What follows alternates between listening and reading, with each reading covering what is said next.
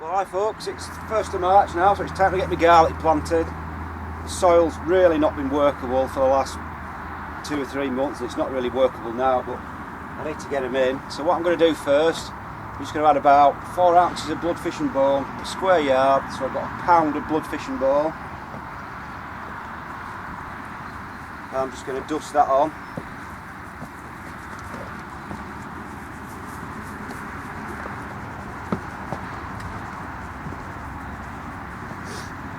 I don't want to walk on the soil because it's still so soft. So I'll put that on, and I've also tried this year, I've got some of this rock dust, which is full of trace elements and minerals and stuff, so I'm just going to chuck a bit of that on. I'm not going to use it the amount they say like put up to 5 kilos a square metre on, but then that'll be costing you about £4 a square metre, so I'm just going to put a little bit on. Just sprinkle a bit on, see if it makes any difference. May not do, because we've got pretty decent soil. I'm always adding manure and compost and stuff, but we'll just put a little bit in. Might just perk it up a bit, so I think that'll do. Put a bit of that in.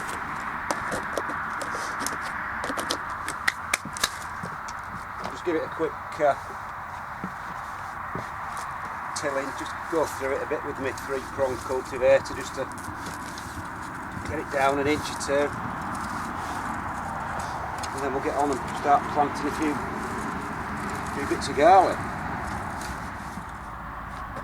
I'll just tamp it flat again just to get it sort of nice and level before I plant stuff out, so I'll just get on and quickly do that. Well, folks, this is the garlic I'm going to be planting. This is stuff I've saved. I always save my best sort of bulbs from last year and plant those again the following year. This is some Solent White that I've grown. These are a little bit bigger than, and this is my sort of own variety that I've been growing for the last sort of 7 or 8 years. It's not quite as big, but it's a really lovely garlic and it's a really good keeper. So what I'm going to do with these, as always, is just break them up into individual cloves. I like to use just the biggest ones around the outside like these.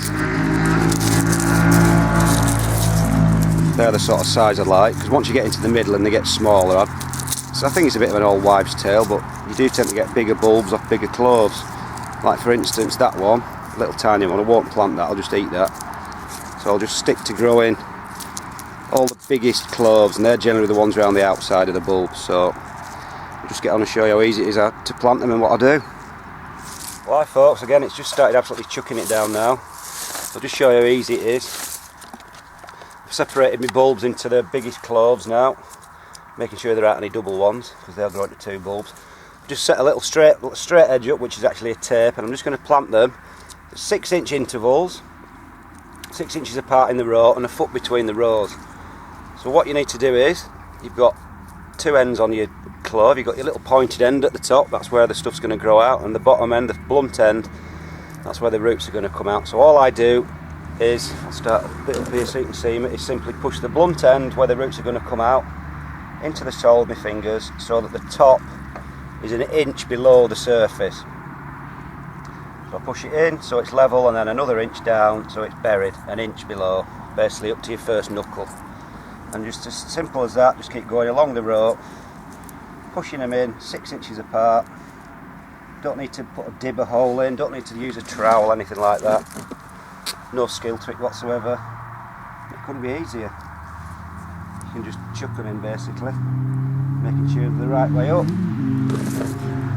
And then hopefully, because they need a bit of cold, I plant mine later than most people. A lot of people plant them in autumn, but I've never had any success doing it that way because my soil's so wet. It's been underwater half a winter this year especially, so they just died. And it's always cold enough in this time of year up here to get the bit of cold they need, which actually instigates the splitting process, because if you plant them really late in summer, they need a cold spell to actually make them split, otherwise you just end up with one clove. The clove just swells rather than splitting into another bulb. So that's it really, couldn't be easier. No pests really as such, maybe get a bit of rust if you're unlucky.